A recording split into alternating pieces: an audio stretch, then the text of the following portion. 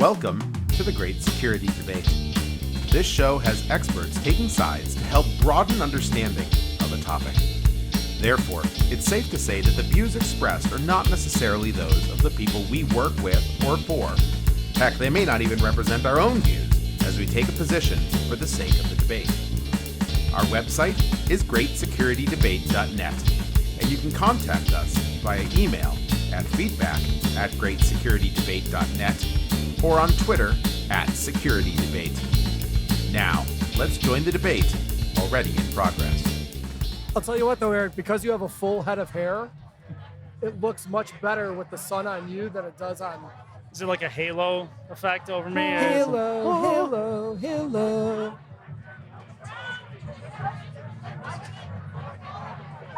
So welcome to the Great Security Debate Podcast. I'm Dan Ayala, Eric Willie, Brian Schneebly. We're outside the Michigan State game here. Is that what that background noise is? Yeah. No, actually, we remember the movie Sneakers, and he described it as a cocktail party. That's what it sounds like here. It does have that sound. It sure does. I mean, it's literally like we're at a cocktail party times 20. Well, yeah. There's a few people here. Times 36. I think that's the number of tens here. So for those of you listening on audio, we're here live outside of Michigan Stadium, outside the big house, and we're going to try and think of some things to talk about. So Eric, what do you got? Well, actually, I thought it was kind of interesting that we're sitting at the tent sponsored by Abnormal and Presidio. Pull up Secure World's site, and the ad that I got here is from Abnormal Intelligence. So hats off to the Abnormal team for all of their marketing. For buying the right AI. I swear to God, that's just coincidental timing. Coincidental timing. Oh, I just got an email too. It said, "Hey, you looked at a white paper from your IP address. Do you need to buy it?" No, I'm just playing. It says, "Would you like tickets for the game? Would you take a meeting?" Will you take a meeting? Can I follow up with you every day for the next 6 months? Yeah. So, I mean, if we're going to pick something relevant news, what you sent out, what was it, last night, Dan? We were talking about the concept of an SBOM coming around again and what that means. Because what was that, OpenSSL? Oh, the OpenSSL deal, yeah. So, well, we don't know a lot yet. There's a patch that's going to be coming out, I think, on November 1st. Early in November. And we don't know a lot of the details. But the heads up was given in an attempt to get people to prepare and understand where they have OpenSSL in their organization, because it seems like the need to resolve it is going to come really, really fast. Right. So it's similar to and I'm drawing a blank on this one. What was the one that was in the Java? Heartbleed, and there was... Dan, I was just going to say, get closer to the mic so I can hear you. Oh, okay. There we go. Yeah, my arm is a little bit far away, and so I have to really lean in, and these chairs are very deep, and so I'm just going to have to lean forward, lean in like Sheryl Sandberg would say. So, I mean, the goal in talking about this now is to get people to pay attention and look at what they've got in their organization, what they've, how much, what's the word, where they have OpenSSL, because the time's going to come quickly that they need a patch. And they need to know where the things are. And I think this is a good example that we show the intricacies of being a security practitioner, right? So if we think about it from an enterprise perspective in all of the applications that we know of. You might be running an Oracle, an SAP, the big box retailers, you're running Microsoft. But as you get into some of your smaller players, there's so many different components that make up each one of those software platforms that it becomes very tough to understand what is in there, what is the actual business risk that we have to be concerned with. And this one, as it comes out, everybody's now taking a look. All right, OpenSSL, how do I figure out where is that running within the organization? And a lot of times, organizations don't have that library, right? Well, and it's because there's this term that's been termed around for quite some time now, but really getting some traction, called SBOM, Software Bill of Materials, understanding what it is that is in each of the products that you use and own and build, so that you have a quick inventory. It's as wonderfully mythical as the CMDB is, but I think it's even more important than that ever was or is, because you need to know what's running in it to change out a library, change out a change out a package, change out of something, because the patches come fast and furious. And if you don't, you're sitting there, you're a sitting duck. Right.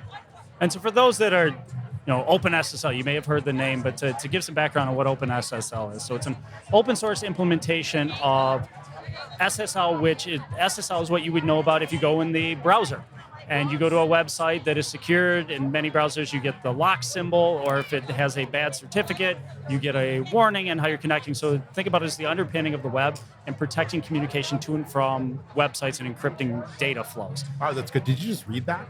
No, That's on the really spot. See, that's the beauty of security, having to span both of those sides of the technical and being able to explain the business aspects of it. Yeah. I was going to say, not only was that impressive, like I was going to reach over and pull my laptop out just so I had it up there to be able to Google stuff. But the fact that you were able to say that just off the top of your head and give a clear definition and understanding to the group. You don't need Google, you got Eric. Well, I was originally going to say, I was thinking, what does SSL stand for? And I believe it's Secure Sockets Layer. Yeah. And in all actuality, that doesn't, if you're still running SSL, you shouldn't be anymore, because that's actually been sunset with, I think it was a 3.0 that moved over to, now we're getting nerdy here, TLS. TLS, yeah. But help me understand. So like companies like Talon and Island that have come out where they're talking about the web browser and building something that's more definitive for the enterprise versus the consumer browser that's used. Is there any relation there to what these companies are now coming out with or pushing, and would they jump on this narrative right now for OpenSSL? Every company will jump on every narrative if it means trying to sell more things.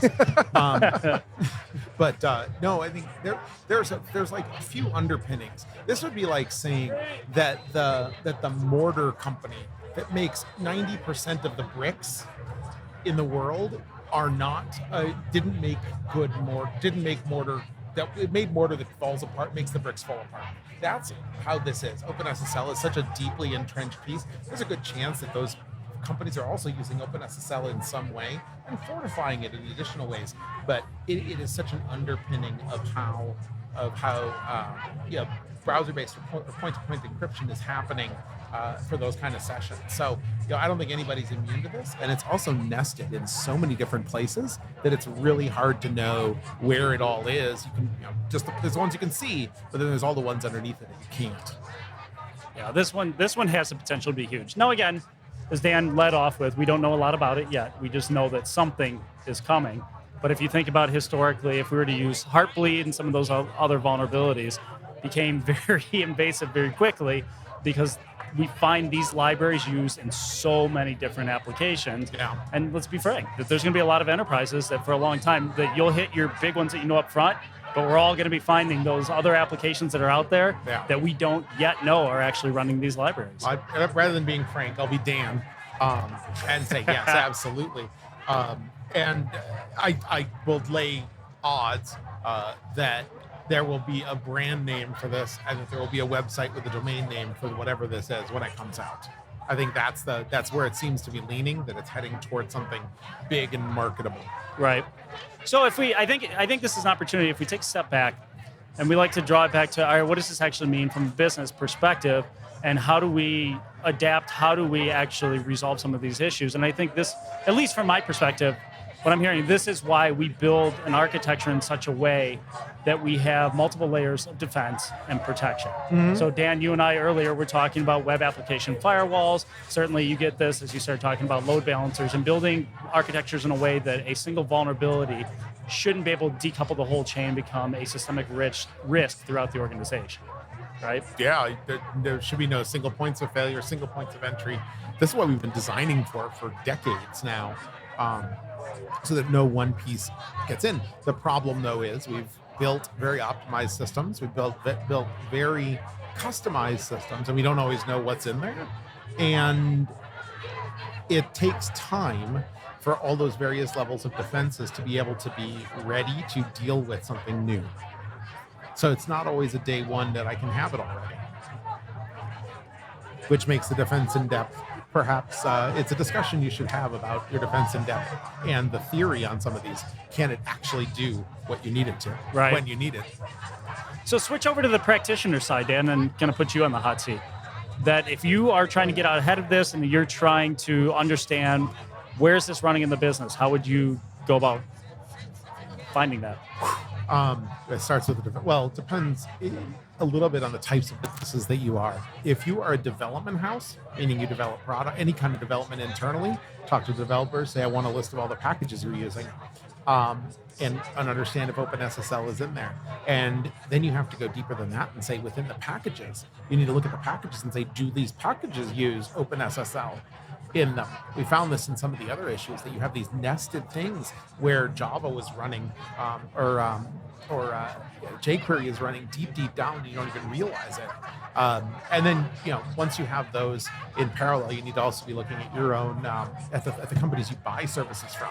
And so, as a CISO, I expect on Wednesday, Thursday next week, to be getting hundreds of calls from customers saying, please confirm that you have patched against this. Please confirm that you are not vulnerable to this. So it means it's going to be a lot of exercise and a lot of query, but I think every SaaS provider, every technology provider is going to get inundated with that question of, please tell me and confirm to me that you are not affected by this. Yeah, I was going to jump in there because I see this as one of those, especially when you were just saying that people are going to be asked the question, can you confirm this? Can you confirm this? Yeah. And the hoops that people are going to have to jump through. This just goes back to that next layer of when you talk as a practitioner, the things that you aren't, I don't want to use the word aren't prepared for, but the things you have to be prepared for that are not part of your daily task. Right. That when you have to jump through the hoop, sometimes there's no easy way to confirm it. Right. And there's a lot of people that will end up spinning a lot of tires, a lot of wheels to figure it out. Oh, yeah. And there's a lot of companies out there that as you go through a supply chain on the smaller side that don't have the resources to be able to turn right around and tell you in 24 hours, 48 hours, yeah, I can confirm to you that no, we don't have that problem. And they're going to say what they need to say to keep you doing business. Yeah, absolutely. I don't see that going away. Now, Dan, No. just for the record, before we started, did you tell everybody exactly where we're at? I did. I said we're at a place called Ferry Field, which is a stone's throw, a very long stone's throw, but I can see the big house, Michigan Stadium, from right here, and I can see scads of blue and yellow. Yes, I said that wrong, but I know I said it wrong. And I see scads of green and white. I don't see so much red and white though. No, not a lot of red and white today. And you're probably spot on there. There's a lot more maize and blue here. And I think it's only because it's fair to say, for those that aren't watching the video, that I am green and white. I'm a diehard Spartan. I have my helmet on right now. But it hasn't been the season that we planned for. And there's been things that have come up. And just like we were just talking about SSL, the things that happen that come up that you may spin your tires trying to figure stuff out. I feel like we've had some loss, some attrition. People have gone off the field. We've lost some of our key players. Some of those are back today. Now, on the flip side, I am going to poke the bear on the other side of the table. And for those watching, we did put Dan in between us. Michigan hasn't had the hardest schedule this season. Just going to be honest. It's fair. And I'm not trying to steer this away from security, because I think there's a lot of relatable security topics that can go into football and preparation and things that you're not prepared for that just come up out of nowhere, and you got to say go into halftime and come out. And this being one of them that like we were the talking tunnel about. to the locker rooms.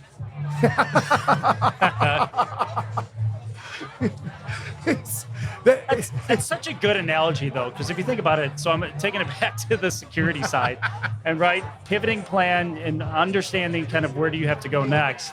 But I think this is why it's so critical that you think about it, security in the light of traditional IT, right? As we think about a lot of traditional IT, thinking about non-operations, capacity management is about projects, making sure that we've got things set up and scheduled. That everything's scheduled, right? You're looking to maximize your capacity utilization to turn out projects and all that. But this is why within security, there's got to be elasticity. And I know one of the conversations that we have with our board or the audit committee every quarter, as we talk about the roadmap, is that it's always cautioned that this is what we want to get to, but we don't know what's going to come up that's going to change that. So the schedule can't be locked in stone. And this is one of those great examples.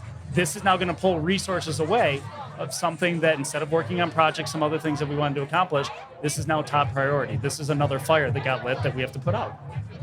No, and I love that you went there. And Dan, I'll let you jump in, but I love that you went there because that's kind of what I was alluding to, right? And it's true.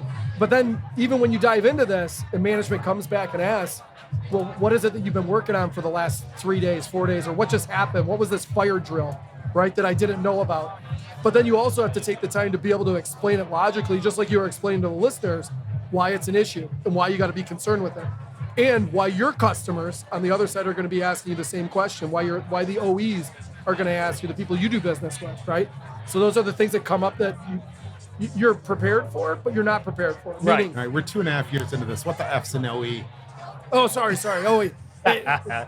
Original equipment manufacturer for all the automotive listeners out there, and also for our Michigan fan base, and for anyone that knows me. You can relate everything back to automotive at some point. This is true. So just to pivot on something you said there, the fact that there's going to be this influx of work as a result of it.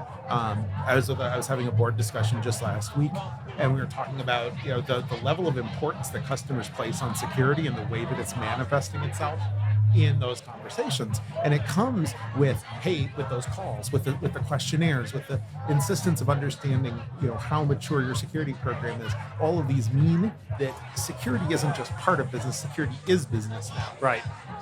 And this week will be another example of that. Yeah, I agree. I mean, if you think about it, I've always liked the analogy that would the CFO kind of within the organization mention everybody else within the organization, all the different functional areas, as, oh, we got to go talk to the business. No, they would see themselves as an integral part. Yeah. Security's got to be seen as the same way. That It's not a checkbox activity anymore. We've moved past the whole idea that, oh, it's just compliance as a baseline and that's it. That's all we've got to do. It's got to be much more ingrained within the whole organization and risk management process. Yeah, I want to scale on that again one more time, a repeat. That the whole idea of security versus the business, that these are two different entities, is a must-stop activity. Security is business. Security is the business. It is part of the business. And if you're doing it right, you're making security part of the things you build into your products and services and using them as a competitive advantage. So go back to our episode on, is security a competitive advantage? Heck yes, and super yes. Right, but you got to ask yourself too the same question. If you're going through a fire drill every time one of these things comes up, and it feels like the house is burning down, right? This is what happens in manufacturing when the production control team doesn't have enough people, or the quality team didn't do their due diligence in the beginning, and you're constantly fighting production issues and quality issues, and it's always a fire drill to make sure you're not shutting down your customer. If it feels like it's always a fire drill and you're having a lot of them, then either A, you don't have enough people, or B, you don't have the right processes put in place. And this is where it becomes part of the business. These things are going to come up, and you got to be ready to fight fires. It's like hitting your head against the wall. It feels so good to stop.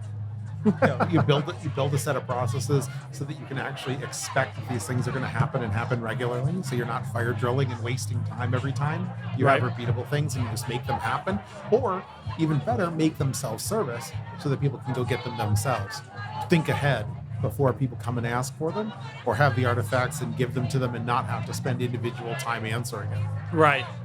Yeah, and it's definitely critical. So I was just pulling up a presentation that I had put together recently and grabbed a headline from the Wall Street Journal, and there was one on there that credit raters look more carefully on how companies respond to cyber attacks. Right? Think about the financial impact of credit ratings to an organization and the money factor being able to borrow capital to fund growth of the company, but cyber is playing a huge impact to that now, and how credit raters are actually looking at organizations and their ability to protect themselves. Yeah, it's becoming a bigger part of all M&A as well. Now when you're doing a merger and acquisition, you're actually going in, doing your due diligence and discovery around the financials, but you're also going in now and doing your due diligence around their security posture. Yeah. I want to know what I'm buying, and I want to know you want to know what you're walking into. Well, anecdotally, I mean, there's been stories out there of organizations that essentially bought themselves a breach. Yeah. Right? Because you buy an organization, as soon as it goes public that you are buying another company, that becomes another attack target. And there's scenarios just right here in Michigan of companies that have been trying to go through acquisition for over a year, but there have been breaches or things that have taken place in discovery that has pushed out that acquisition further and further and further. Right. Yeah. So, and I don't want to get off the topic, but spinning it back to football, right? And there is a big game to be played. Going into halftime, I do have to say I'm a little bit concerned that on my side, which is the Spartan side, that we may be going through a fire drill at halftime trying to regroup. We have not looked good on the offensive part of the ball. And on the security side, there's offense and defense, right? I've always said that defense wins championships, offense scores points. I think it's going to be That's pretty bold there. yeah, but in security, some people may look at that a little bit different. But I've always said defense wins championships, offense scores points. Today's going to be a brutal test. I mean, this is literally, I look at this as like the ultimate pen test, right? Like, we're going to have a team coming in with a phenomenal run game, trying to poke holes in our defense all day long. And the second you plug all those holes, they're going to find your vulnerability deep and just air it out. It's like the perfect 0 day. Boom! Touchdown! Or 0 yard line. Zero, yeah, exactly. So, and I'm not trying to be negative on my own team here, but I do think it's going to be maybe a battle to start with. But coming into halftime, I think we might be in a fire drill scenario. Well, we can certainly edit this out if you're wrong and change your prediction to be right, no matter what the answer. I was going to say, I'm going to give my next prediction in like 5 minutes where I'm completely gung-ho and positive, and then we can just pick which one we want to do, kind of like it's reality TV. It's like the record I had when I was a kid, a little 45 record, and they would like zero in a personal name. Hello, Thomas. And you could buy the one that said Daniel. And I used to shop. I used to love going to Goodwill because they had great stuff too. But you never have the records with your name on it. It's like, well, Dan, what's your take? You've seen both teams play, and for those listening, Dan lives in Ann Arbor. I do.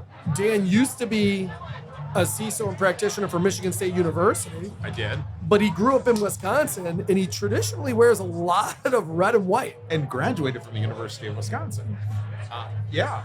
So what go side? team. I mean, you don't have to tell everyone what side you're leaning on today, but what do you think it's going to look like at halftime?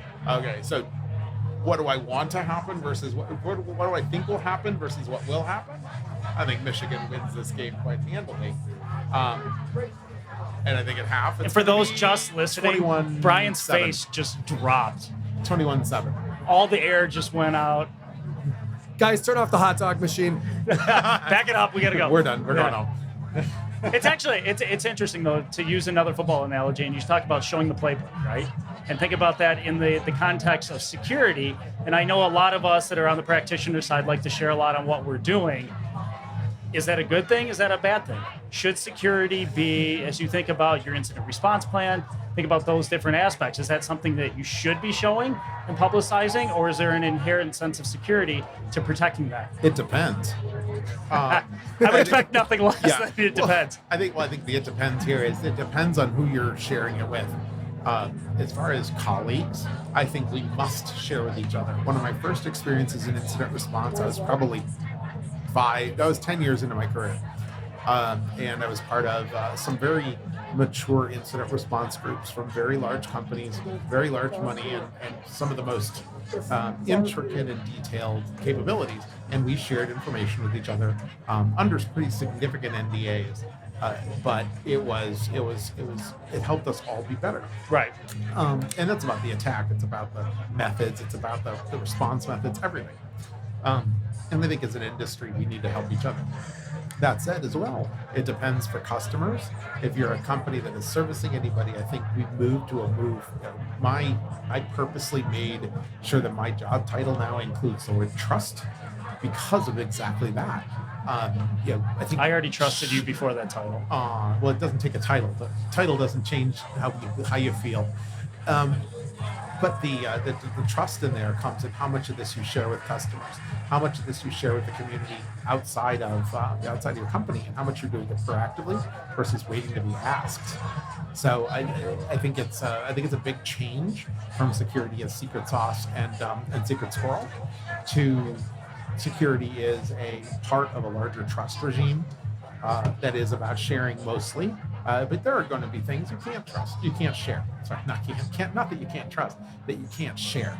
And don't put your passwords into your procedure and then publish them on your public website. Or your GitHub repo. For example, yes.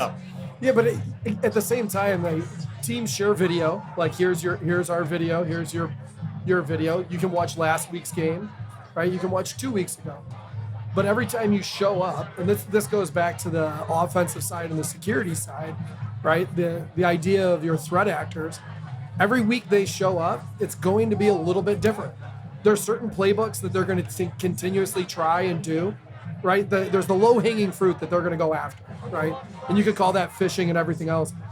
But then there's the playbooks where they're putting together their special plays specifically for your business, right? Because they've been trying to prod it before over a certain amount of time. And I think that's where, when you try to draw the correlations to football, right? Two teams coming together, both have watched video on each other. Both have, the defense, that's why each team has a defensive coach and an offensive coach. The defensive coach is trying to put his best game plan together for whoever this threat actor is. And this week it's the Wolverines that the Spartans are playing, right? We've seen how good they were last week. Wait, I thought this was Purdue. What's that? I thought Purdue was here today. Oh, no. And for those listening too, one of our listeners ran and grabbed me a Sparty American IPA. That's good. That's good beer. It should also bring good luck today as well. It's going to be a battle, but at the end of the day, two teams show up. You try to prepare offensively, you try to prepare defensively. Now, what would you say from an offensive side, from a security side, right? When we talk about tactics and things that are used, anything comparable that you could give me hints on, Eric, on your team? And I'm not talking the company you work for, I'm talking about your football team. That maybe A, relate to security, or B, you think that your team is going to do today to exploit my Michigan State Spartans. Ooh, from an offensive side? From an offensive side, you're sticking to what works, right? If you think about it, look back, are we truly talking about football here, or are we trying to bring this back to security? A little bit of both, but I'm really interested in the football on the predictions. context. If we're going to play a prediction, I think Corum's going to put up some big yards. I think he's going to. So if you want to talk about the vulnerabilities being a hole in defenses, I think the Sparties are going to have a little bit of a hole there, and it's going to get exploited, and there's going to be some high running yards put up. So you don't think if we go from a perimeter defense, instead of stacking the line back to a 4-3 and maybe pull Wyndham up, right, as an additional guy, that knowing that that's the offensive tactics is going to be to run the ball quite heavy today, you don't believe that we can stop that? Could work. So that then is predicated on the idea of being able to pivot, right? That if you were to continue to do that, hey, this isn't working, but we really want to go with this game plan and keep running, and it's not working, sure, that holds up. But as soon as you start pitting it, as soon as you start putting a quarterback mobile, as soon as you start throwing it, it starts to break down that defensive strategy. 100%. And relating that back to security, a lot of times that's what happens. You get somebody that goes. Go ahead, Dan.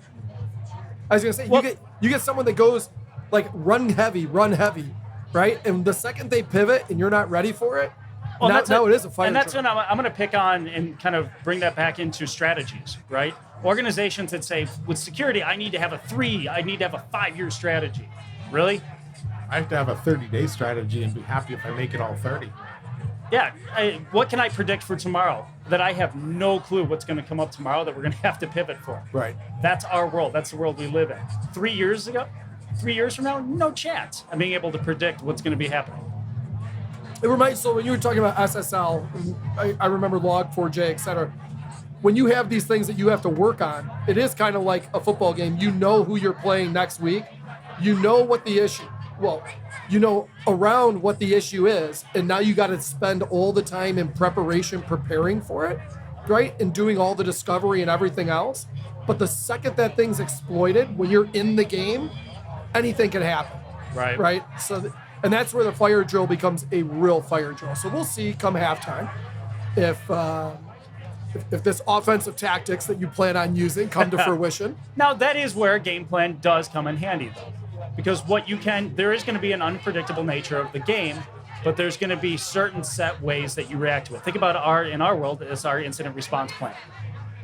That I know something's going to happen at some point, but I already have a game plan on how I'm going to respond to it. It may not call out every single detail of how I'm going to respond. You close, but it lets you. But it's there's got to be variability that you can deal with the situation of the day because you're not going to predict it. Right. Yeah, and it's why you do tabletop exercises. It's why you actually go through the motions of your incident response plan. It's why you pull in the executives, right? And to bring that back to football, it's the same thing as practicing. That's why you're practicing before the game time, that you're reviewing the game footage. You want to understand what you're up against, who your opponent is. But I mean, to go back to the specialized, you mentioned something, Brian, about specialized plays. I do think it's worth calling out that as we put that in the context of security, from a company perspective, we're all not that special. Like, just throwing that out there, that we like to believe that if you see some of the headlines from breaches, oh, it's a highly sophisticated, advanced, persistent threat. That's code word for we left the guy's account on after he left the company. Yeah. Or we didn't patch something and somebody was able to get in. That's the same thing as it was a blown coverage and his receiver was running down the sideline wide open, right?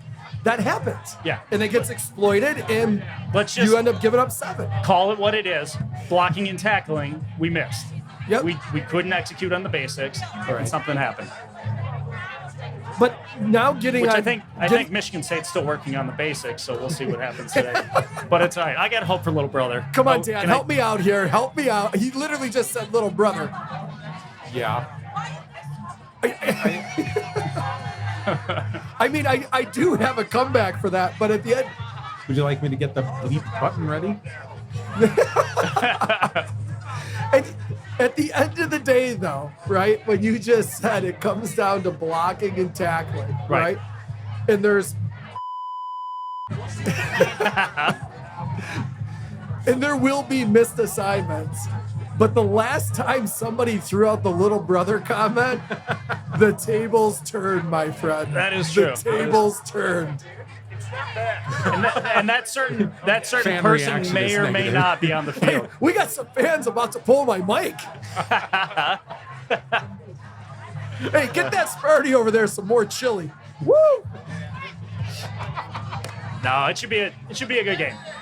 That's the beauty of the rivalry games, that both teams step up, and it should be good. Hey, I want to change topics a little bit. Go for it. We are at the very end of yet another Cybersecurity Awareness Month, and we were having earlier today was having a conversation with some folks walking by around passwords and other just general hygiene. So for people who aren't in the security field, And by the way, listen to that's this. what you get with Dan. So we're at a tailgate at a football game, and he's actually been going around talking to people around here about security awareness. Actually, I may have right. That's started started it. I literally may have started it. Yes, I am not guilty this time. This time, all other times likely. Yes, let's have a party and talk about passwords. But what I wanted from each of you, and I'll provide too, is the single most important tip for people to deal with as they're going into November, as they're coming out of this awareness month, on how to be as helpful as they can for their own lives from a security perspective, at home, and also at work. Are we ruling out the password piece? Because I feel like that's No, still... passwords are still a thing. We have not all achieved And actually, passwordless. the password question was absolutely great because we had somebody here at the tailgate whose daughter stopped by with a friend who's freshman, sophomore at one of the 2 universities. I won't say which one. And when the question was asked about how often do you change your password, they were like, I haven't changed it since birth. And then, have you ever had issues with your password? Oh, yeah. I've had my Instagram taken over twice. I've had these things happen. It was just one of those great lead-in conversations. Right. So Well, I that's- didn't start it. But I think that's why for the longest time, I think as practitioners, we've been saying the password is dead, right? Let's give that up. No, And it's not dead. why is it Never. not? It's the password is not going to be dead for a long time. Oh, I'm not saying we're getting rid of it. Yeah. Because I'm not drinking the blue Microsoft Kool-Aid that says, hey, we can go passwordless on everything. Is there maize with that blue? There may be. If But it was green, I would drink it. when I say dead, I think what I'm saying is it's stolen, right? Oh, it's okay. That Ineffective. it's ineffective. You're gonna leak that password somewhere. I'm sorry. You're gonna use it on some website you shouldn't have, or you're gonna write it down. Somebody's gonna steal it. That's why we've been talking about multi-factor authentication and some of those ancillary controls to protect against. That's where the focus has got to be. And that goes back to the blocking and tackling. Like the first step, right? That the MFA multi-factor authentication. Those are the first steps in blocking the first holes, right? Like if you're going to play some bit of defense, right? Set that up. Not setting that up, you're just leaving yourself wide open. Right. those are the little things that, like, when you talk about practice, and I think the more as practitioners, like, people talk about it, everybody should know that, but most of the businesses do. Consumers back at home, especially some of our elders, still the whole idea of MFA, they're like, what does that acronym stand for? Yeah, just put it on. When it's offered, use it, and it's a little bit more friction, but it's worth it. All right, good point. Brian, what's yours? What's your tip for people? In terms of my security, Your security awareness tip to the world. if I was to give a security awareness, it's more on the privacy side. There's so much information about you out there today. Think about your privacy. Think about all the social media you're on, and think about the people you're with. And when you're posting information, when you're posting where you're at, where you're going, think about when you're posting it, why you're posting it, and who you wouldn't want to see it, right? And maybe think twice about all that personal information that you create and put public. I mean, I shouldn't have posted that nobody's at the house. I'm at the Michigan game.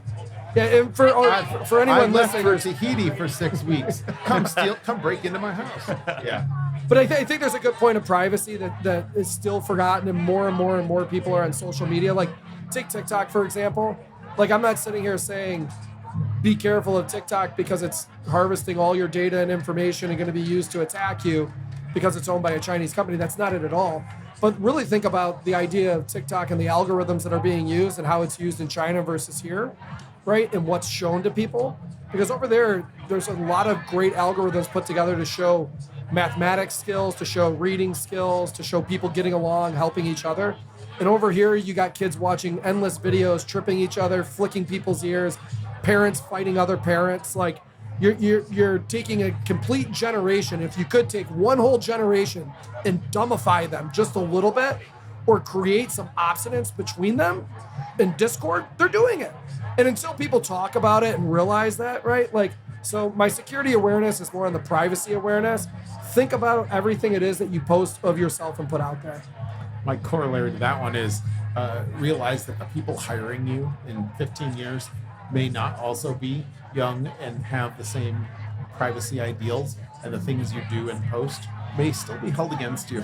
10 or maybe use against you. Yeah. I'm not going to lie. Last year's Michigan State U of M game ended up turning for the Sparties, and they walked away with a win. In that celebration, there were some things that happened, and my shirt may have come off at the tailgate. Yes, I'm still blind. I'm not on Facebook, but apparently there was pictures of me on Facebook, and the wife was immediately upset with, what were you thinking?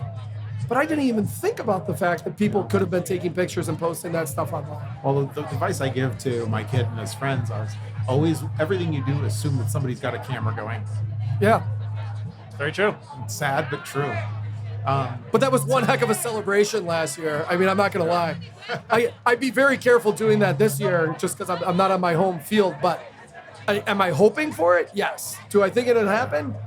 I can't go against my team. Where there's a will, there's a way, and that's why any given Saturday. But I'd love to hear, Dan, what do you, deep down in your heart, I mean, I see the red cords that you brought out today to plug in honor of Wisconsin.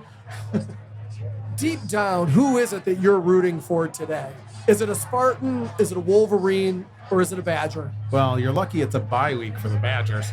Why? Because they can't get another loss? Yeah, that's true too. Whoa! Get Eric another drink. I have I have a lot of comments on that topic, but I'm not going to go there here. No, I got to say, I live in Ann Arbor. I've worked in East Lansing, and I got to say that the crew in East Lansing is amazing, and getting to work with that team and that group has been wonderful. And I say go Sparty. Go green. Told you we were gonna have a Lee Corso moment here. Sparty! There we go. So there you go, Brian. I mean, I can't say I'm surprised. Dedicated fan over here. Behind closed doors, we've been talking about it all week. I completely am lying, Eric. We have not. I had no idea what Eddie was going to put on. No, I got to tell you, it's a wonderful institution, and getting to work. So now I'm going to go beyond football and say, once you get beyond the stadium, the amount of collaboration that happens amongst these Big Ten teams is amazing. Between academics, internal operations, administration. I just came back from one of the biggest conferences for academics called EDUCAUSE. It's a really great world, and all these organizations are really are playing for the same team. But no, the team at Michigan State is wonderful. I'm still friends with lots of people on the information security and IT team there, and I wish the football team very good luck today. I appreciate that. And Eric, I have another green and white hat. If you just want to kind of round out the threesome up I'm here. good. I appreciate it, though. And I was thinking the corollary to that, though, that the unifier, if we're talking about the Big Ten, is when all of the teams come together, is rooting for whoever team is playing Ohio State. So yeah, that's a pretty Lot good. of truth That's to a pretty that. good win there. Or Alabama.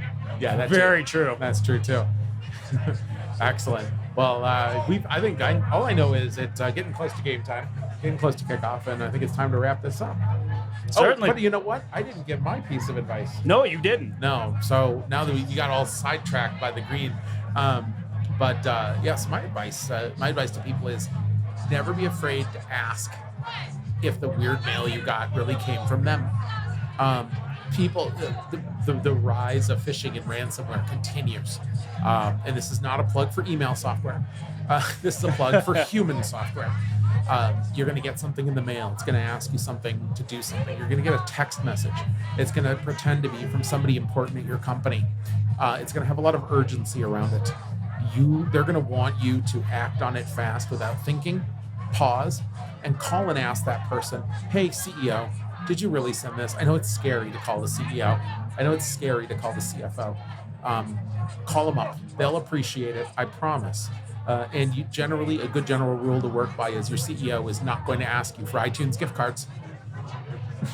100% true.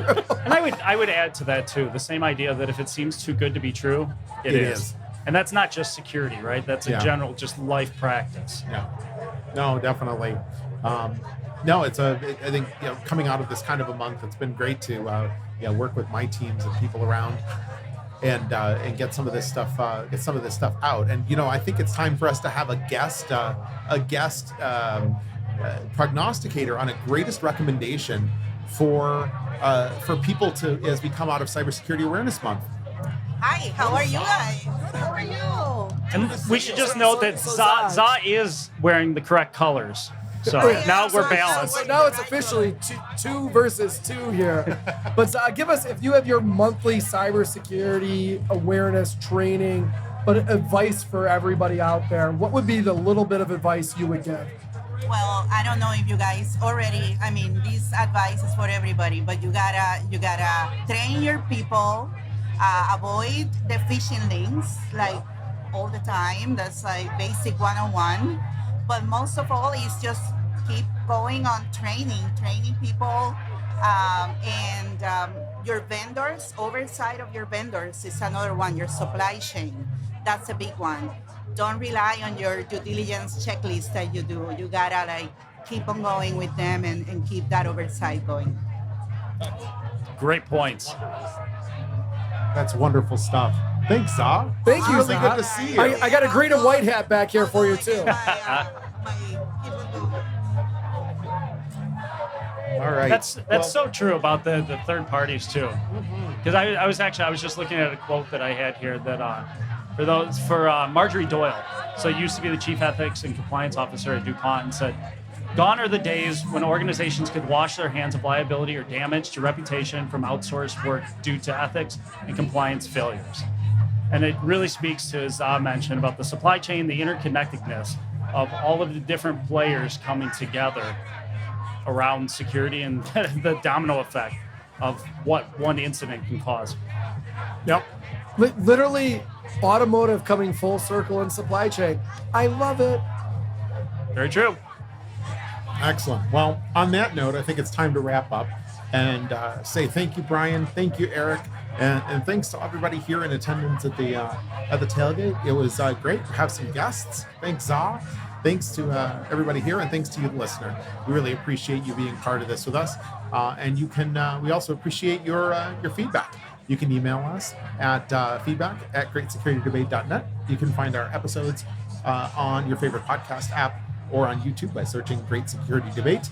or you can find us on our website, www.greatsecurity.debate.net. We'll see you again soon on the next Great Security Debate. And go blue. Go green.